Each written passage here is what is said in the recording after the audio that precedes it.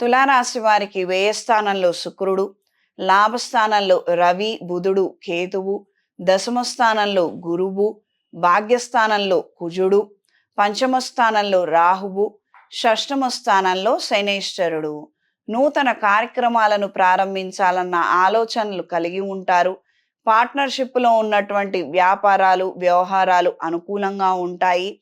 కొన్ని నూతన కార్యక్రమాలకు సంబంధించి కొత్త వాళ్ళతో పరిచయాలు, వాళ్ళతో మాటలు, మంచి వ్యవహారము కలిసొస్తాయి. అనుకూలమైన మార్పులు ఏర్పడతాయి. ఉన్నతాధికారులతో మీటింగులు, సంప్రదింపులు, సంభాషించేటప్పుడు ముఖ్యమైన జాగ్రత్తలు పాటించండి. అశ్రద్ధ, నిర్లక్ష్యం మాత్రం వహించవద్దు.